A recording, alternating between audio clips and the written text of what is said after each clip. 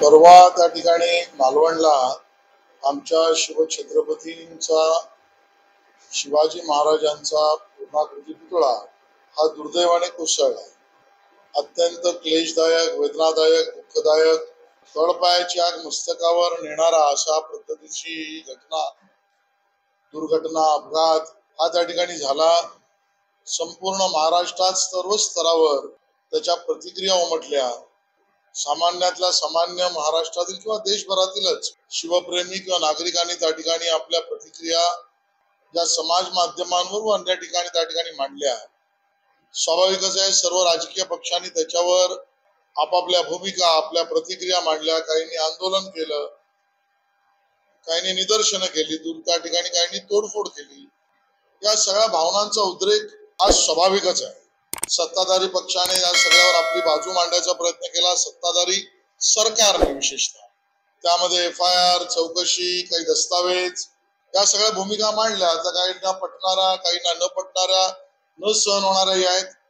पण कालही परवा मी याच्यावर बोललो, आजही पुन्हा मी म्हणतो की जी दुर्घटना, जो अपघात घडला त्याची कारण मीमांसा, कारण काही असो, सरकार काही सांगो, जनतेच्या भावना या सर्वांच्या पेक्षा वर आहेत आणि म्हणून सत्ताधारी पक्ष म्हणून आम्ही त्या ठिकाणी माफी मागतो। ज्या पद्धतीच्या सामान्य नागरिकांच्या भावना आहेत यावर माफी मागणं ही आवश्यकता आहे। पण त्यानंतर घडणाऱ्या ज्या काही घटना आहेत त्यावर तर कहरच झालाय। आज काही लोकांनी मोर्चा काढला, तो त्या राजकोटवर त्या ठिकाणी मोर्चाने गेले। माझ्या माहितीप्रमाणे आदित्यजी ठाकरे आणि जयंतराव पाटील, महाराष्ट्र विकास आघाडी या सगळ्या घटनेवर मोर्चा काढण्याचा तुम्हाला अधिकार आहे। तुम्हाला तुमचं म्हणणं मांडण्याचा अधिकार आहे, भावना त्या ठिकाणी मांडण्याचा अधिकार आहे, सरकारला जाब विचारायचा अधिकार आहे। पण तुम्ही हे कसं विसरू शकता की तिथल्या स्थानिक निवडून आलेल्या नेत्यांनाही तो अधिकार आहे। लोकशाही मधले सर्व अधिकार तुम्हालाच। आणि मग स्थानिक निवडून आलेले जे नेतृत्व आहे, राजकोटवर येऊन त्यांच्याबद्दल प्रश्न उपस्थित करणार असाल, त्यांच्यावर काही न पटणारे आरोप करणार असाल, तर आंदोलन करते म्हणून चाल करून येणाऱ्यांना जाब विचारण्याचा अधिकार स्थानिक जनतेला आणि स्थानिक निवडून आलेल्या नेतृत्वालाही आहे। आणि म्हणून त्यांनी हे विसरता कामा नये। आणि गेल्या काही दिवसांपासून आम्ही बघतो, महाराष्ट्र विकास आघाडी आणि विशेषतः उभाटा सेना यांच्या भूमिका या गिधाडासारख्या, राजकीय गिधाडासारख्या। गिधाड पक्षी कोणी मरतोय कधी, कोणाचा अपघात होतोय कधी, आणि मला त्यातनं काही मला पोट भरण्यासाठी मिळतंय का, ह्याच प्रतीक्षेवर असतो। याच भूमिका या उभाटा सेनेच्या आहेत आणि उभाटा सेनेची भूमिका ही राजकीय गिधाडाची आहे। या आमच्या शिवछत्रपतीच्या पुतळ्याच्या संदर्भामध्ये त्या पुतळ्याच्या बांधकामाआधी तुम्ही काही सूचना केल्यात का? नाही।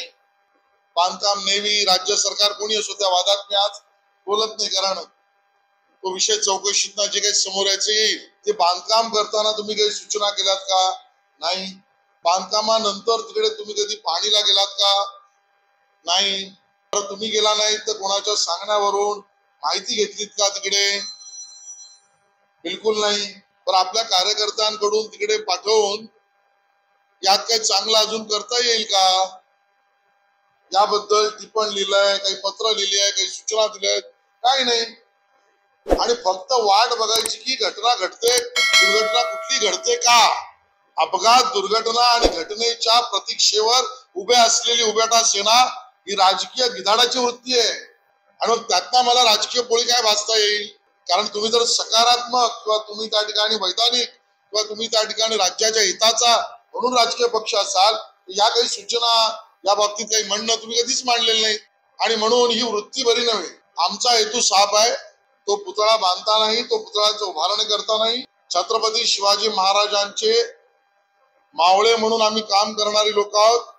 तर आमचा हेतू साफ आहे। तुमचा हेतू काय आहे हे पहिल्यांदा उद्धवजींनी स्पष्ट करा। तुमच्या हेतूवरच शंका येतोय, कारण या प्रकरणामध्ये आधी कधी आणि नंतरही कधी तुम्ही काहीच बोलला नाहीत, कधी गेलाच नाहीत, आणि आज मात्र त्या ठिकाणी या भूमिका तुम्ही मांडतायत। आणि म्हणून राजकीय गिधाडी वृत्ती तुमची, गिधाडाची वृत्ती तुमची आहे।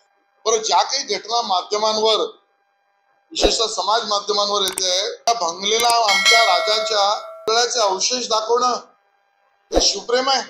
भग्नावस्थेतील आमच्या छत्रपती शिवाजी महाराजांच्या पुतळ्याचे चित्रीकरण करून जाहिरातबाजी करणं हे शिवप्रेम आहे? आमच्या प्रेरणादायी राजाच्या या दुरावस्थेचं सार्वजनिकरण करणं हे शिवप्रेम आहे? उद्धवजींनी याचं उत्तर द्यावं आणि आपला हेतू काय स्पष्ट करावा. ज्या पद्धतीने ही गिधाडी वृत्ती आहे ही महाराष्ट्राच्या हिताची नाही. होय, आम्ही त्या ठिकाणी पुतळा उभारला. पुतळा आमच्या छत्रपती शिवाजी महाराजांचं वैभव देशासमोर मांडण्यासाठी उभारला. जो काम करतो तो चुकतो, चूक झाली माफी मागतो. मग आमचा सवाल आहे तो उद्धवजींना, काम करतो आम्ही चुकलो, तुम्ही केलेलं एक काम दाखवा. तुम्हाला औरंगजेब फॅन क्लबचा सदस्य किंवा उद्गाता आम्ही याचसाठी म्हणतो उद्धवजी, तुम्ही औरंगजेब फॅन क्लबचे प्रमुख आहात. कारण शिवरायांच्या किल्ल्यावर अतिक्रमण झाले, तुम्ही गप्प होतात. विशाळगडावरचं अतिक्रमण काढलं, तुम्ही गप्प होतात. प्रतापगडावरील अतिक्रमण काढलं, तुमची भूमिका काय होती? तुम्ही औरंगजेब फॅन क्लबचे सदस्य किंवा प्रमुख यासाठी आहात की दर्गे मुक्त किल्ले करताना तुम्हाला वेदना झाल्या का? शिवरायांच्या किल्ल्यावर प्रणयाचे चित्रकरण, तुम्ही गप्प होतात. म्हणून तुम्ही औरंगजेब फॅन क्लबचे सदस्य प्रमुख. महाराष्ट्राची अस्मिता आणि आदर या कुठल्याही स्थानाबद्दल कधीच मान उद्धवजी तुम्ही दाखवला नाही, सन्मान दाखवला नाही. थेट सवाल आहे, तुमच्याच पक्षाने छत्रपती शिवाजी महाराजांच्या वंशजांकडे पुरावे मागितले.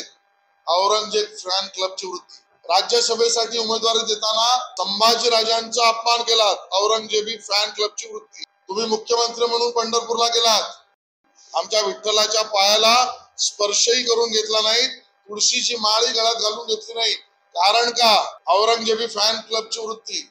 6 डिसेंबरला कधी भारतरत्न परमपूज्य डॉक्टर बाबासाहेब आंबेडकर यांना नतमस्तक व्हायला सरकारमधले मुख्यमंत्री असतानाचा काळ सोडून तुम्ही कधीच जात नाही. ही कुठली वृत्ती? आणि म्हणून औरंगजेबी फॅन क्लब वृत्तीच्या लोकांनी आम्हाला शानपण शिकवण्याच्या भानगडीत पडू नये. ही वृत्ती महाराष्ट्राला विकासाकडे नाही भकासाकडे नेणारी वृत्ती आहे. अशा पद्धतीचं चित्रीकरण, छायाचित्रण, जाहिरातबाजी समाज माध्यमांवर पसरवणं ही नीच वृत्ती आहे. आणि म्हणून महाराष्ट्रातील तमाम जनतेला आम्ही नम्रपणे त्या ठिकाणी सांगतो, छत्रपती शिवाजी महाराजांच्या या पुतळ्यापासून आमच्या छत्रपती शिवाजी महाराजांनी जो पराक्रम, जो देशाला आरमार व्यवस्था दाखवली, त्या छत्रपती शिवाजी महाराजांच्या आरमाराचं प्रतीक म्हणून अष्टमुद्रा आमच्या नेव्ही नौदलाच्या बोधचिन्ह म्हणून ध्वजावर आणि त्यांच्या अधिकृत पेहराव्यावर हे सुद्धा करण्याचं पुण्यकर्म, ही संधी आम्हाला मिळाली. आम्ही ते करत राहू. आणि पुन्हा एकदा उद्धवजींना विनंती आहे, आज जाहीरपणे पुन्हा विनंती करतोय, भाषा सांभाळून बोला. तुम्ही आज जे काही बोललायत ना, मोदी शाहच्या दलालांनी रस्ता अडवला, ही दलाल वगैरे भाषा करू नका, तुम्हाला भारी पडेल. काँग्रेस, राष्ट्रवादी काँग्रेस, सपा, डीएमके, या सगळ्यांचं तुम्ही काय करता हे आम्ही विचारू का? आणि माझ्या तर नादी लागूच नका, कारण मी मुंबईचा अस्सल कोकणी आहे. कामाठीपुरातली भाषा मलाही माहिती आहे. ती कामाठीपुरातली भाषा आज मी बोलत नाहीये, पण भाषा सांभाळून बोला. तुम्हालाही लोक प्रश्न विचारतील, आम्ही विचारू. पुन्हा वैभवशाली तिथे पुतळा बांधला गेला पाहिजे, ही भाजपची भूमिका आहे. सरकार तेच करते. आणि महाराष्ट्र विकास आघाडीने उद्धवजींना स्पष्ट सांगणं आहे, अंगावर येऊ नका, अंगावर आलात तर शिंगावर घेऊ. तुर्तास एवढं मला सांगायचं.